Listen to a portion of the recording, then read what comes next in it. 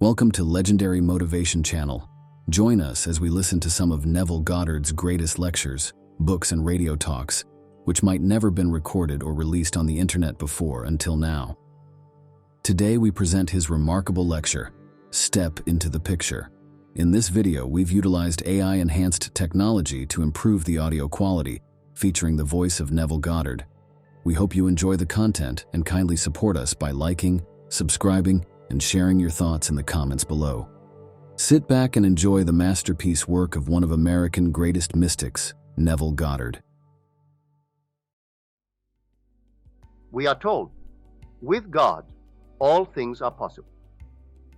I think anyone who believes in God would say yes to that. But then we are told that God is spirit, and the Spirit of God dwells in us. I think any man who believes that should make every effort to find out who God really is, who dwells in us.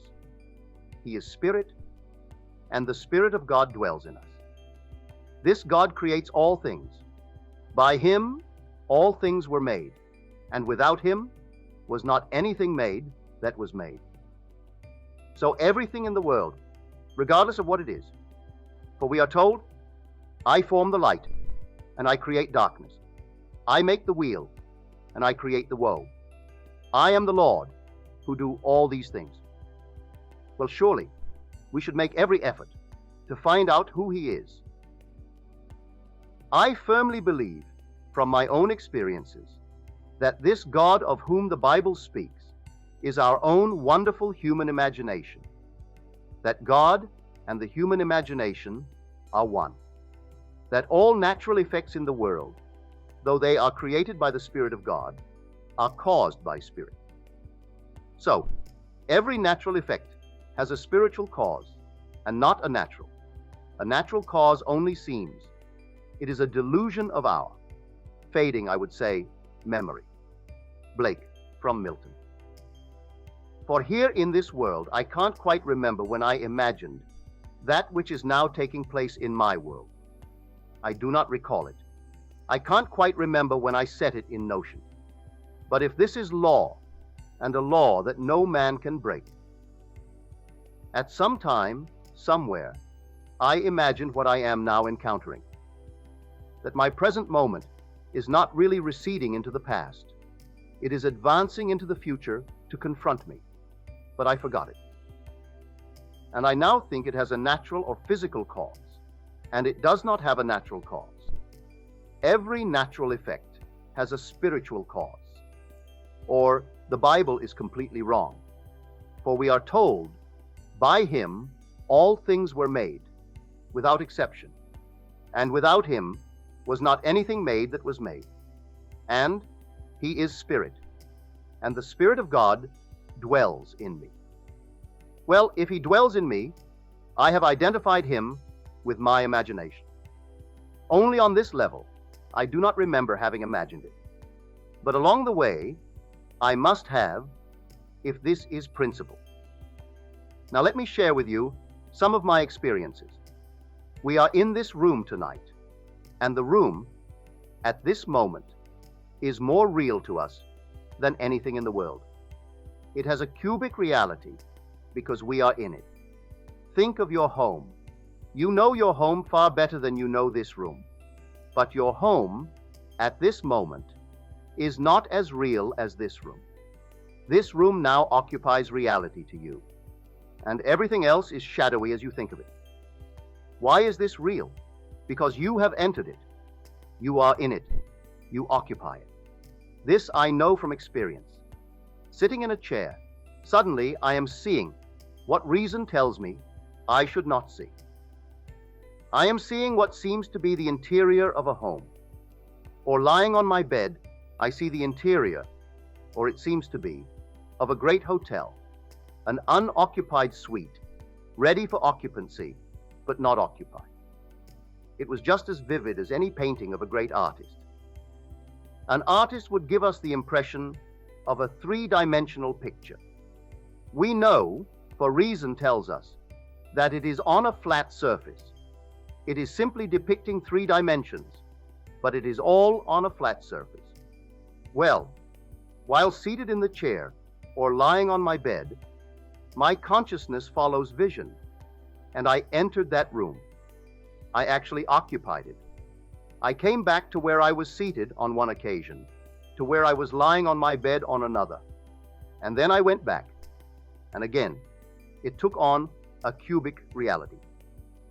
I came back knowing exactly what I'm doing, and knowing this whole thing makes no sense whatsoever to the rational mind, but I cannot deny what I'm experiencing.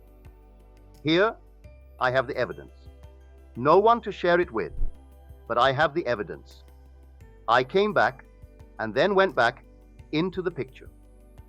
At the moment I entered the picture, it took on cubic reality, and after doing it maybe a dozen times or more, I said to myself, I am going to explore. This time, I am going to go right into it and remain there and explore, which I did.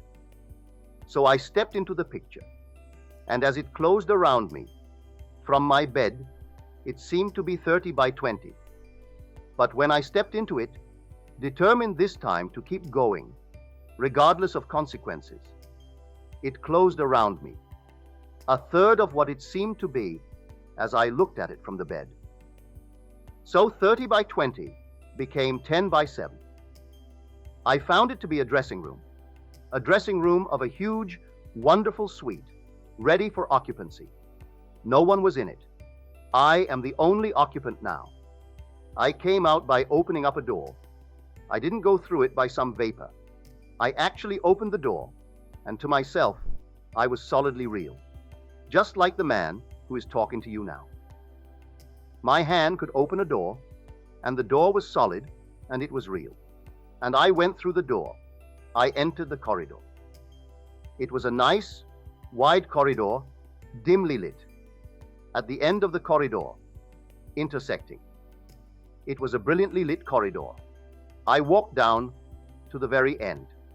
And when I got to the end, here is this luminous, wonderful corridor. I saw two ladies coming down the corridor. I knew exactly what I was doing. I knew how it began. It began by seeing what seemed to me just a vision, like a painting. I knew that I left my bed, my consciousness following vision, and entered the painting. And the painting took on cubic reality. I knew it. So I call that a dream.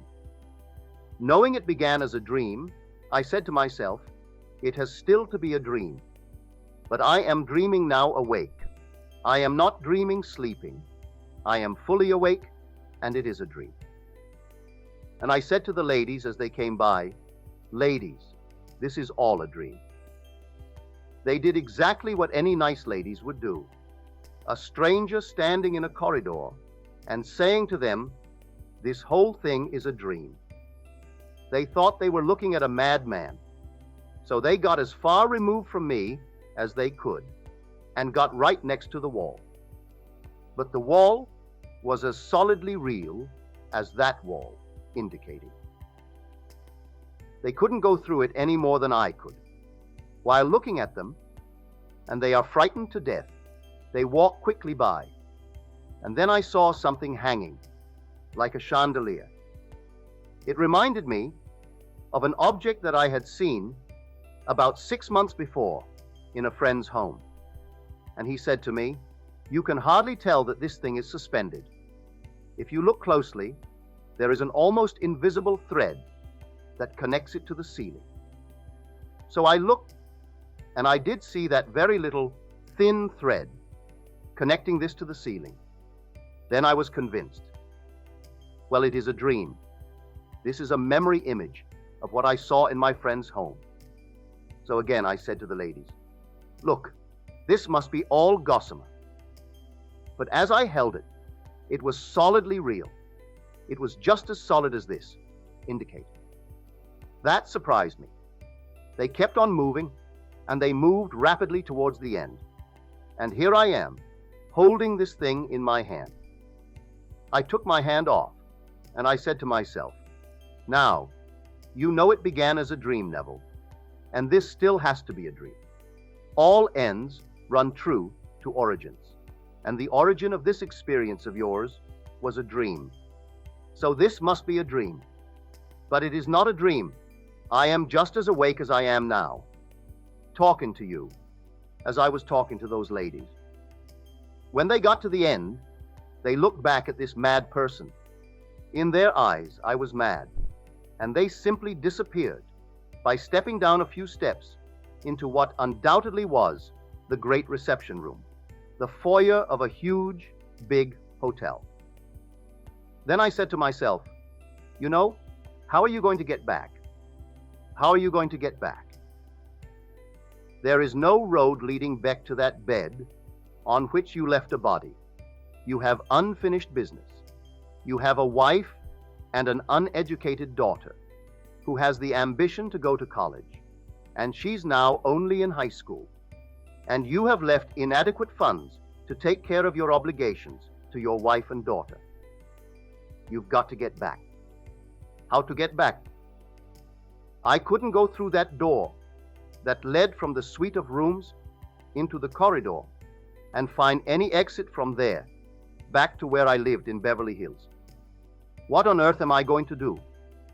I knew, reason told me, that if I don't get back within a very short time, they will find that body on the bed, and they will have to examine it, and they will declare it a heart attack or something. But they have got to find a physical cause for it. And here I am looking at something entirely different. It will die, all right, if I don't get back. I must get back. Then I remembered a similar experience that happened years before, when feeling brought me back. Feeling awoke me in a dream. I found myself on a beach. It wasn't Barbados. It was more like the Pacific Islands. I have not been there, but I had been born in the tropics, so I knew exactly what they must look like. But it was not the West Indies. It was the East Indies. And here, I know I am dreaming. I thought to myself, one wonder if I held a physical object and forced myself to wake, if I would wake. So I tried it. I held onto a pile, driven into the beach there, a solid mass of cement. As I held it, I said, I am not going to let go. I am going to awake right here. So I held it. And as I held it, I said, come on, awake. You know you are dreaming. And I felt myself come to, as a person comes to when they are waking in the morning. I awoke, and there I am, completely awake, wading in the water, holding onto this object. Then I went towards the beach, and a strange, peculiar animal approached me, and it scared me. I got back through fright, and I awoke in that water through feeling. Now, I am not afraid of what I am doing. My only concern is to get back and take care of my obligations in life, which is my wife and my daughter. Now, how to get back? I am not afraid. I said, I can't frighten myself because I am not afraid. But I thought feeling would do it. So I closed my eyes and I imagined that my head was on a pillow and that I could feel the pillow. And then, after a little while, when I opened my eyes, I am still standing in the corridor. I tried it again, and then, by the third time, as I tried it, I could feel something under my head. I allowed that to remain, then suddenly I could feel it. I tried to open my eyes, and I couldn't this time. Instead of standing as I am now, perpendicular, I feel I am lying horizontally. So I felt, well, I must be back now. But I couldn't move my body. The body was cataleptic, and I am frozen like this. Then in about, maybe 20 seconds or so, I could move this little finger. I couldn't open my eyes. In a little while, I could move from the elbow down. And then, with tremendous effort, I could move the arm, and I pushed it out to feel the warm body of my wife. Then I knew I was back, but I hadn't yet been able to open the eyes. Then, with a tremendous effort, one could open the lid and see the familiar objects in the room that I had left behind me. Then I knew what makes everything real in this world. The Spirit of God dwells in me, and He is my own wonderful human imagination. I walked into a thing that I could only see lying upon my bed. Entering that state, it took on a cubic reality. God made this world real by entering it. As we are told, He is not only translucent, I would say, in a translucent manner. We are told He is above all. He is also through all, and He is in all. If He is through all, He is omnipresent. If He is in all, He is immanent. Then I am told, He dwells in me. He is in me. He is in you. He is in everyone. Am I now confined to this little place here at the podium? I am not. I proved that night. I have proved it unnumbered times since. I am not actually confined to where this body is. I dwell in it, and He who dwells in it is the Spirit of God, and the Spirit of God is my imagination. I have proven to my own satisfaction that my imagination can travel. I don't have to stand here and think of my home. I can stand here and penetrate my home, leaving the body here as I did on the bed, and penetrating the home becomes a cubic reality, as it will tonight when I take this body home and enter my door. The house is a cubic reality, but must I wait until I get home tonight in this body to give it that? Can I not now, knowing who God is? God is spirit, and He is now encased in this little garment of flesh, but He is spirit, and I have discovered He is my own wonderful human imagination. So when man dies, he cannot die. Only the garment that he wears can die. But that being that he really is all imagination. And as he enters, wherever he enters, it takes on cubic reality. That I have proven. The immortal. You cannot die. It did not begin. So when you leave this world, because you are all imagination, the very moment that you depart, you are in some state, but you being there, you give it cubic reality. That world is just as real as this world. It's terrestrial, just as this world is, and no one in this world can die. Everything dwells in your own wonderful human imagination. The purpose now is to awaken that being in you, so he is fully conscious at all times. That is the purpose of life. He who came down and took upon himself the weaknesses and the limitations of this garment and confined himself to it is destined to awaken while he walks this earth. And by this earth, I mean this earth to the senses, but it does not end where my senses cease to register it. It doesn't terminate at the point called death, because the being in it goes on, and he is still in the world.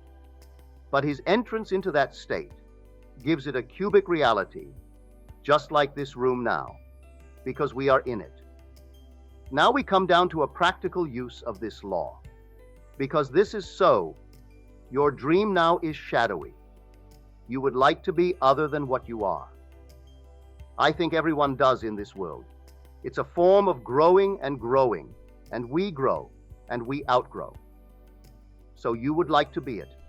But to those who are not in their dream, it's shadowy, a mere possibility. But to those who enter into the dream, it seems the only substance. A man who is now poor and embarrassed because of his poverty, he can still dream, and dream of wealth, dream of security, but it's a shadowy state. It is something that seems to him almost impossible if he is going to use reason. He will say, "How is this thing possible? Because I have no background either intellectually or financially or socially to even hope to achieve that sort of thing." But if he knows who he really is, the Spirit of God who creates all things dwells in him, and that he can detach that indwelling being from the body that he wears and actually enter his dream. The dream will take on reality. And if he persists in it, it will objectify itself in this world. I know that from many problems that I have had, when I was told that I could not do this or I could not do that.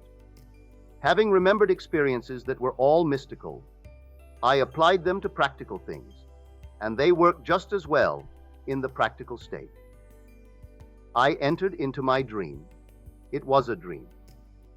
When I was in the army, I couldn't get out, but I wanted to get out, and I wanted to get out honorably. I did not wish to be dishonorably discharged. I wanted to go through this world as a very honest, I would say, clean, wholesome American citizen, and not when asked the question, "Were you ever in the army?" and then they say, "Were you honorably discharged?" and have to say, "No, I was dishonorably discharged." I didn't want that on my record. So, I would not run away from the army. I wanted out of it, and to get out of it before the end of the war, and to get out of it honorably. So I took the same lesson that I had learned, and I applied it to that. So while in the army, I assumed that I am in my home in New York City, 2,000 miles away. I was in Camp Pope, Louisiana, and I had an apartment in New York City in Washington Square. So going to bed physically at Camp Pope, I went to bed in imagination, in my home in New York City, not there on furlough, not there on some little escape, but there honorably discharged.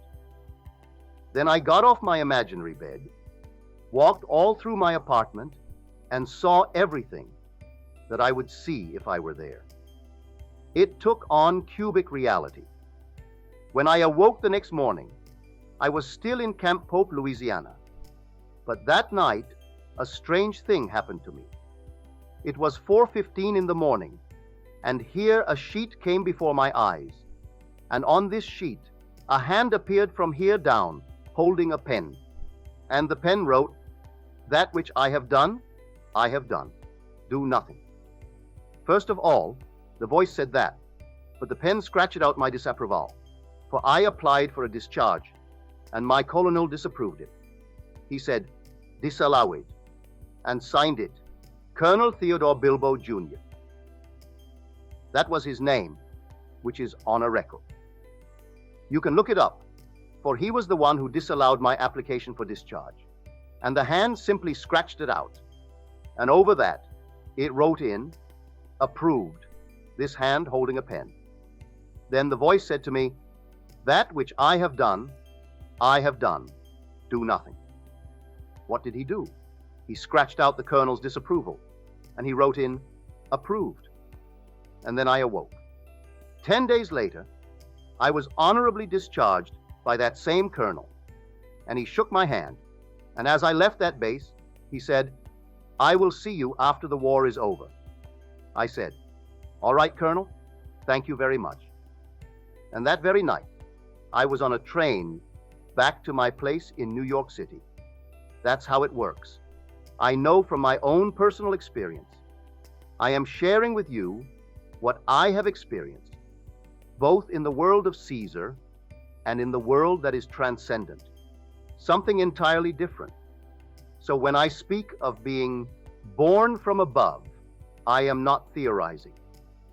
I am telling you exactly what happened to me. When I speak of meeting the Son of God who calls me Father, I am telling you exactly what happened to me. When I tell you I ascended into heaven like a fiery serpent, as told in Scripture, that's exactly what happened to me. When the dove descended upon my hand and then smothered me with love, kissing me all over my face, my neck, my head, I know exactly what happened because it happened to me. So, I am only sharing with you, not theory, not speculation, but only what I know from my own experiences. So tonight, the most impossible thing in the world, and who is not confronted with it? I am an almost impossible thing that I have to actually deny the evidence of my senses and apply my principle towards that event. I know it could not have happened. Nothing happens by natural causes. Nothing in this world happens by a natural cause. It's all spiritual. And you may say, and the world will say, it happened because you did so and so over a period of time, and that is the cause of your present physical ailment. It isn't so at all.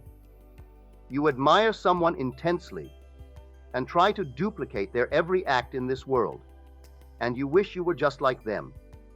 And they depart this world by a similar experience, and never once did the physical things that you are accused of having done, that are the cause of what is happening to you. Never, for one moment, did it ever occur to her, the one she admired, to actually do for one moment what this one, suffering from the identical thing, is now suffering. And the world will say, you are suffering from it because of a physical cause. Had you not done for 40 years what you have done, it could not happen. But yet, her own loving mother, that she worshipped beyond anyone in this world, and tried so much to emulate, never once in her life smoked a cigarette. She would take an occasional little drink, a little drink, but very sweet, very weak, and died of the very thing that she now is suffering from. There was no one in this world that she worshipped more than her mother. That imaginal act in the beginning of time, and the whole thing came forward, and now she is fulfilling completely her ideal to be just like her mother. And the world will tell me that the thing that is happening to her is caused by a physical state. It isn't so at all. I could duplicate that and multiply it by the unnumbered number, if man only had a memory that could retain the imaginal acts of the past. Every natural effect has a spiritual cause, and not a natural. A natural cause only seems. It is a delusion of the perishing vegetable memory. Blake, from Milton. If man could only bear in mind that every simple little imaginal act sends a quiver through omniscience, right through omnipotence, and right through immanence, so the whole thing is like a huge big computer. Your imaginal act instantly is added to the sum total of it all, and instantly the whole. Thing is changed, and the world is reflecting every imaginal act in this world of man, and keeping it all perfectly recorded, so that there is no such thing as a natural cause. It is all a spiritual cause. All things were made by him, and without him was not anything made that was made. And where does he dwell? He dwells in us, for he is spirit, and the Spirit of God dwells in us. He dwells in us, and I have, by experiment, discovered what that spirit is. And I tell you from my own experience, the Spirit of God and the human imagination are one. They are not two. So when you depart this world, your reality, which is the Spirit of God, is your own wonderful human imagination. And that gives cubic reality to everything in this world, if you enter it. Now the secret is to enter it. Can I enter the state of my wish fulfilled? Those other states were simply experiments. Can I enter the state of the wish fulfilled? I have done it. On several occasions I have. When it seemed essential, I did it. If someone asked of me, I tried my best to do it. And how do I do it? By feeling. As we are told in the 17th chapter of Acts, happy is the man that feels after him and finds him. He is speaking now of God. For in him we live and move and have our being. He has just got through speaking to the Athenians. He said, O men of Athens, I see that you are very religious, but I notice over your temple an inscription to the unknown God. Now, the one you worship as unknown, I will reveal to you. For he is not a God afar off. He is near, that you may feel after him and find him. For in him we live and move and have our being. So the God of whom I speak is never so far off as even to be near, for nearness implies separation. No matter how near he is, that's not the God. He can't be near, because I am he. Be still and know that I am God. That is what you are told in the 46th Psalm, the 10th verse. Be still. Why? That you may know I am he. I am God. So the fundamental sin of Scripture is the lack of faith in I am he. As you are told, you will die in your sins. That is, you will die missing the mark, unless you believe I am he. And before that, the world was, I am. Before Abraham was, I am. So I am can't he near. That's the core of my being. I can say, I am a man, and that's something near. I have a hand, that is near. One am rich, that is near. I am poor, that is near. But before I can say anything, I must first establish the sense of being, and that is, I am. So I must first be before I can be anything in this world. And so, the lack of faith in that reality is the fundamental sin. So here, I share with you what I have discovered. I have discovered that your own wonderful human imagination is the Spirit of God, and that you can enter any state in this world, and on entrance, it ceases to be a flat surface, depicting reality. It is reality. Why? Because you are the reality who dwells in it. Wherever you are, things are real. If you are not in it, then they are not real.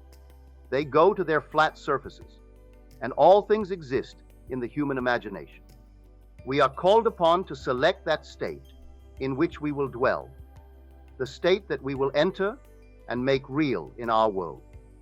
And I do it by simply feeling. What would the feeling be like were it true? How would I feel were it true? And how would I see the world were it true?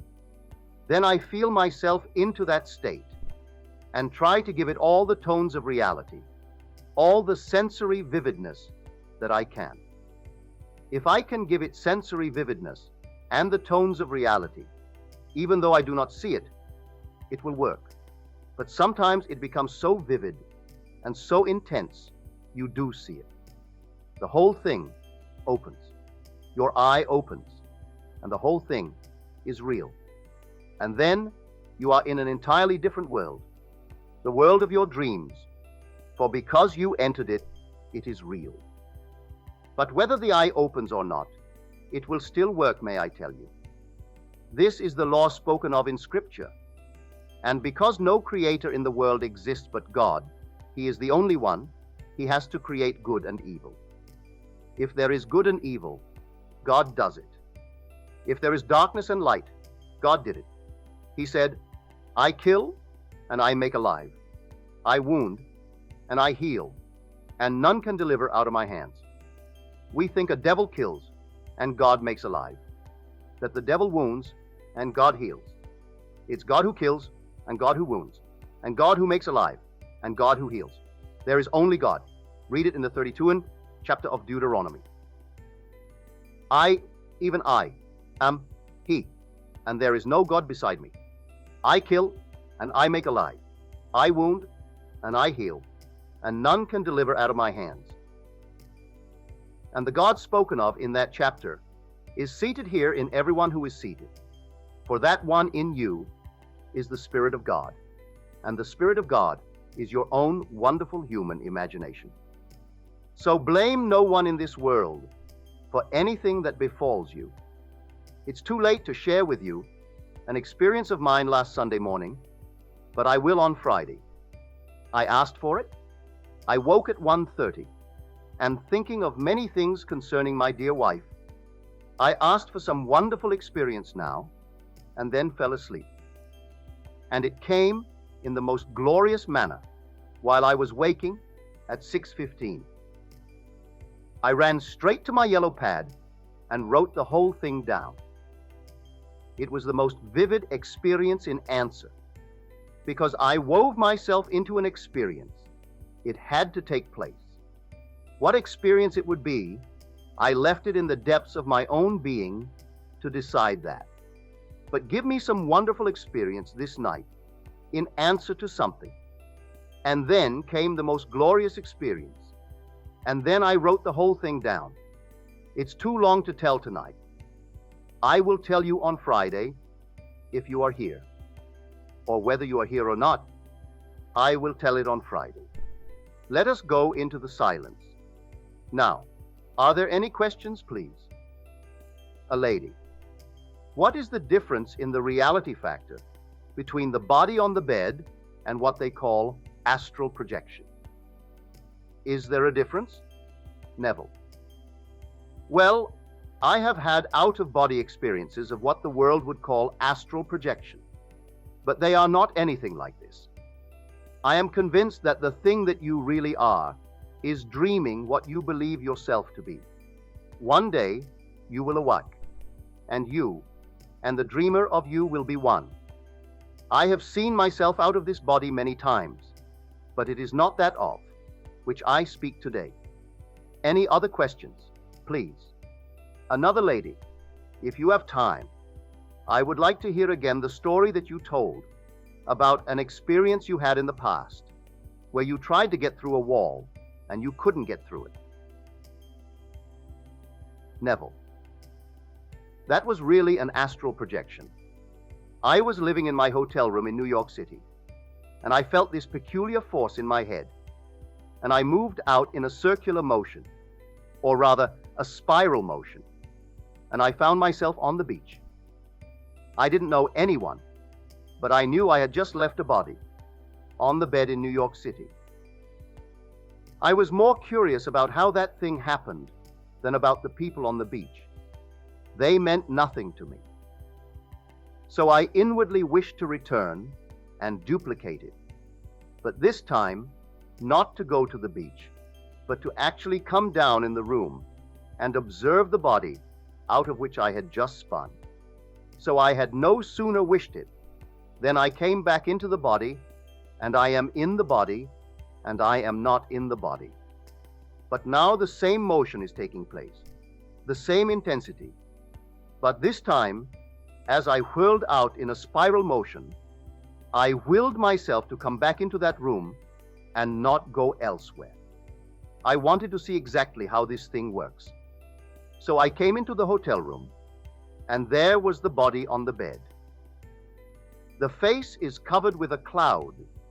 There are breaks in the cloud, and through the breaks in the cloud, I can see my face, but only through breaks in the cloud.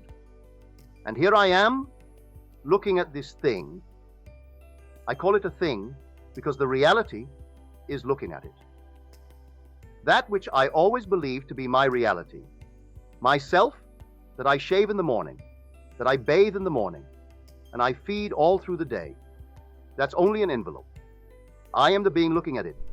Well, I figure it. Now, if I am now out, I am spirit. Therefore, I could easily go through the wall. And so, I ran towards the wall and ran at it and bumped my head. I came back and was thinking to myself, that's crazy. Spirit, there is the thing that should bump its head, not me. I ran again, and I bumped my head again. I came back, and this time I said, now there must be some way that it can be done, because I am spirit. I imagined myself out of that room, and instantly I was where I imagined myself. The mere fact that I saw the wall as a barrier, it was a harrier to me. And so, trying to go through it, I was going against my own rational mind. And so I bumped it. But when I stood in the room, not going through any wall or any door, I simply imagined myself elsewhere, and I was elsewhere. So that's how I learned that lesson, with a good bump. Now that was an involuntary projection. I have had many voluntary ones. But I am not talking of that. That is behind me now. That is like child's play. I am speaking of God in us, who is called in Scripture Jesus Christ. For the divine body of God is your own wonderful human imagination, which is one with God, who is Jesus Christ. That's the Lord. And may I tell you, in the end, although all these bumps and these horrors of the world, in the end, He is infinite love. He appears at first as power, destructive violence, but in the end, it was love behind it all. Just sheer love. Nothing but love in the end. And that is God.